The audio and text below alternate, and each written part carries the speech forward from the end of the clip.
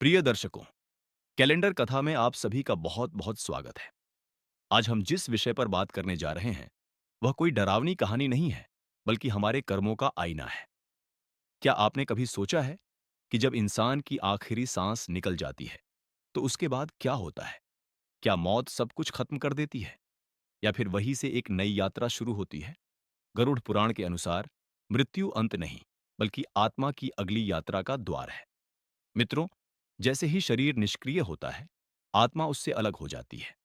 उस क्षण इंसान अपने आसपास सब कुछ देख सकता है, अपने घर वालों को पुकार सकता है, उन्हें छूना चाहता है, लेकिन कोई उसे देख या सुन नहीं पाता।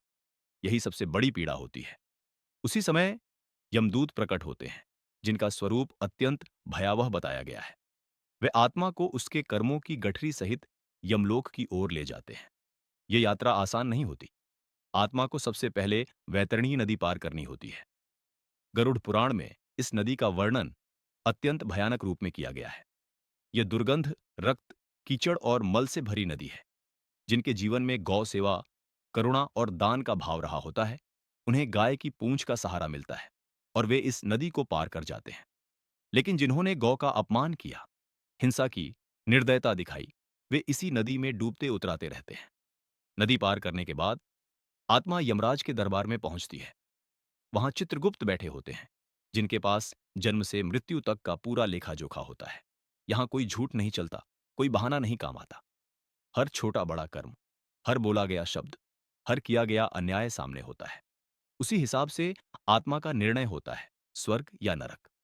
गरुड़ पुराण में बताया गया है कि नरक केवल एक नहीं, बल्कि अनेक हैं।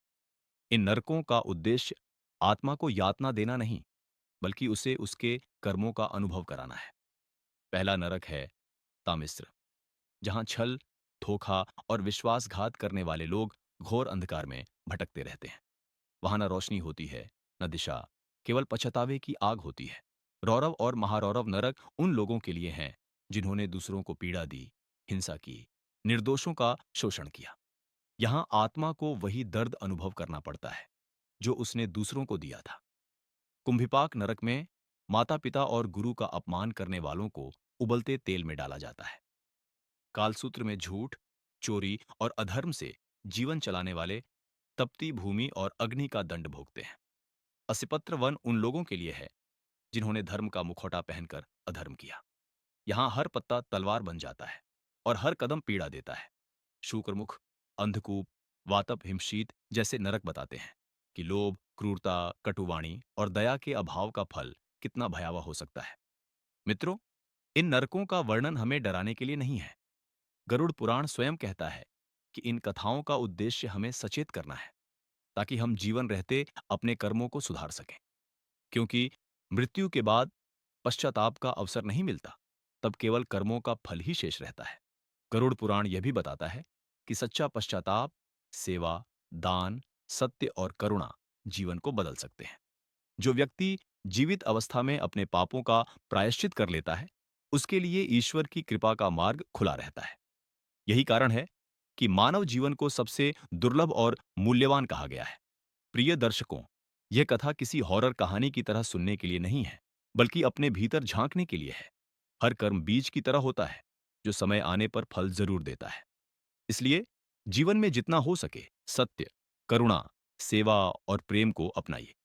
आज की इस कैलेंडर कथा को यहीं विराम देते हैं।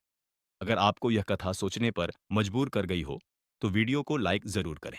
कमेंट में जय श्री कृष्ण लिखें और ऐसी ही ज्ञानवर्धक कथाओं के लिए चैनल को सब्सक्राइब करना न भूलें। आप सभी का बहुत बहुत धन्यवाद।